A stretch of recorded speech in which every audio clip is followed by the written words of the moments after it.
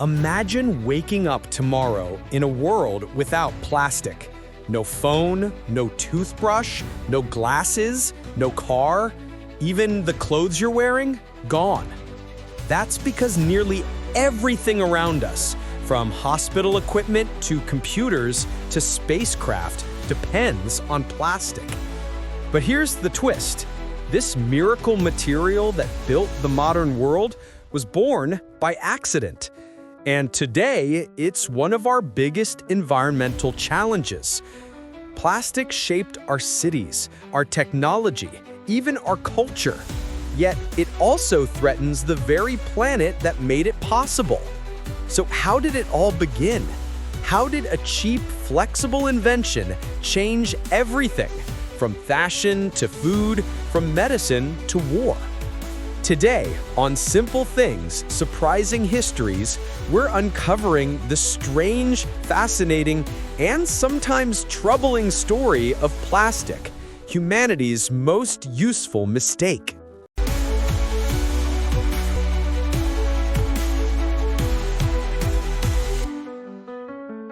Our story begins in the mid-1800s, long before the word plastic meant what it does today. Back then, the world faced an unexpected problem. It was running out of ivory. Ivory was used in everything: piano keys, billiard balls, combs, buttons, even jewelry. But elephants were being hunted to near extinction. Manufacturers needed a replacement, something lightweight, moldable, and beautiful like ivory, but without the cost or cruelty. In 1862, a British inventor named Alexander Parkes introduced Parkesine, the world's first man-made plastic created from plant-based cellulose. It could be molded when heated and hardened when cooled. His idea was ahead of its time, but it was fragile and too expensive to succeed. A few years later, in 1869, an American inventor named John Wesley Hyatt improved on that concept. He mixed cellulose with camphor and created celluloid, a durable, flexible material that could imitate ivory, horn, and tortoiseshell.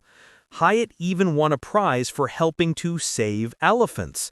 He might not have known it, but he just started a new chapter in human history, one where we could shape materials instead of being limited by nature. And here's a fun twist. Early movie film reels were made of celluloid. So yes, plastic didn't just save elephants, it helped create Hollywood. Fast forward to 1907. The world of plastics was still mostly natural, like celluloid, made from plant cellulose. But inventors dreamed of something fully synthetic, a material that didn't rely on plants or animals, that could withstand heat, electricity, and industrial use. Enter Leo Bakelite, a Belgian-American chemist.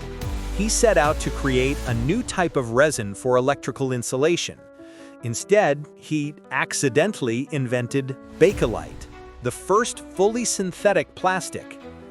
Bakelite had remarkable properties. It was hard, heat-resistant, and non-conductive. That meant it could be used safely in telephones, radios, kitchenware, and countless industrial applications.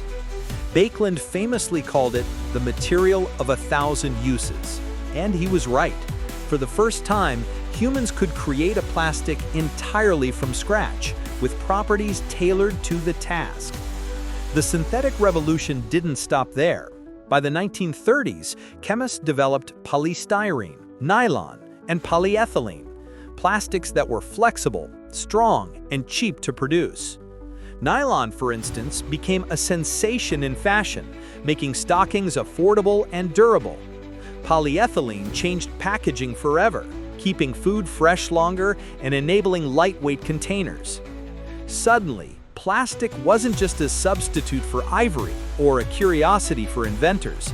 It was a foundation for the modern industrial world, powering technology, clothing, toys, and consumer goods on a scale never seen before. When World War II erupted, the world faced a shortage of many traditional materials. Metal, rubber, and glass were in high demand for military use. Plastic suddenly became a strategic resource. Lightweight, strong, and easy to produce, it could replace scarce materials in countless applications. One famous example was nylon, which had initially been used for stockings. During the war, it replaced silk in parachutes, ropes, and even tents. Plexiglass, a type of acrylic plastic, replaced heavy glass in aircraft windows and submarine periscopes because it was lighter and shatter-resistant. Bakelite and other plastics were used in radar insulation, electrical components, helmets, and small equipment, making modern warfare more efficient and flexible. After the war, these technologies quickly transitioned to civilian life. Factories that once produced parachutes now made nylon stockings again. Wartime polyethylene became everyday packaging. Plastics that had kept soldiers safe now made homes, offices, and products more convenient and colorful. By the 1950s and 60s, plastic had a new cultural identity. Futuristic, lightweight, and full of possibility. Designers loved it. Toys, furniture, appliances, even cars embraced sleek plastic elements. And with this boom came the word disposable.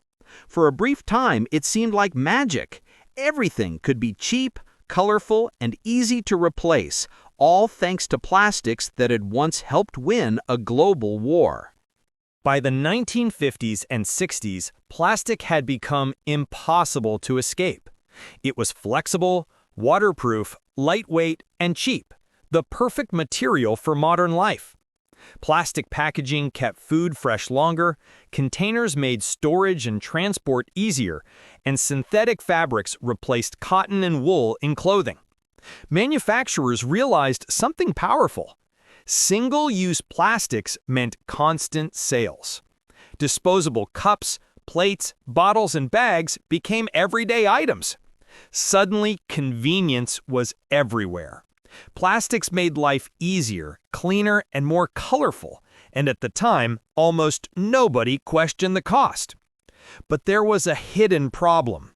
Most plastics don't biodegrade. That disposable cup you throw away today might last decades or even centuries in a landfill, slowly breaking into tiny fragments called microplastics. These microplastics are now found in oceans, rivers, soil, and even inside animals and humans. And while society enjoyed the perks of throwaway culture, global plastic production exploded. In 1950, just 2 million metric tons were produced. By 2019, over 450 million metric tons. Yet here's the paradox. Plastic isn't inherently bad. It enables sterile medical equipment, lightweight airplanes, and advanced electronics. The issue isn't the material itself, it's how we use it. The age of convenience came with a price, one we are only beginning to fully understand. By the late 20th century, the dark side of plastic became impossible to ignore.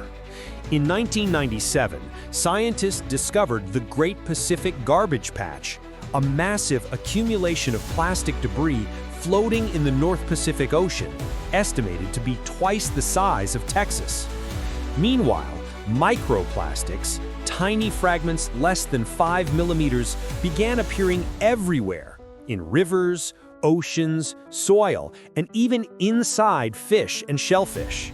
Some studies suggest microplastics are now detectable in the air we breathe and even inside human tissues.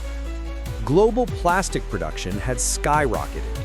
Today, more than 400 million metric tons are produced annually, with a large portion used for single-use applications like packaging and disposable items.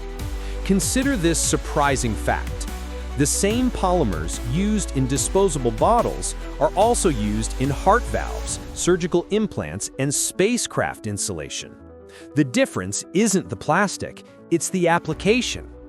Plastic is both a miracle and a menace.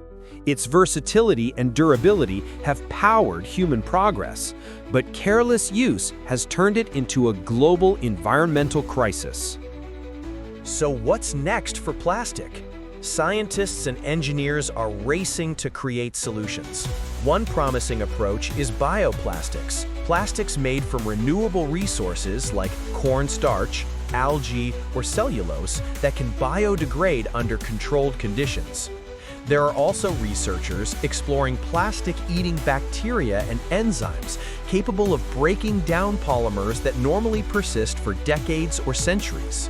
While still experimental, these innovations could revolutionize recycling. Governments worldwide are taking action too. Some countries ban single-use bags, tax disposable packaging, or incentivize recycling programs. Companies are redesigning products to use less material, improve recyclability, or replace plastics with alternative packaging. But technology alone isn't enough. The real challenge is changing human behavior. Reducing waste, choosing reusable products, and rethinking consumption are just as important as new materials. The problem arises when we treat it carelessly, as something to use once and throw away. In the future, the goal is clear. We must balance innovation with responsibility. Plastic can remain a miracle of human ingenuity, but only if we use it sustainably. So the next time you pick up a plastic object, a bottle, a phone case, even a pair of glasses, remember, it's part of a 150-year-old story that shaped modern life. From elephant-saving experiments to space-age science, plastic has done more to transform human civilization than almost any other invention.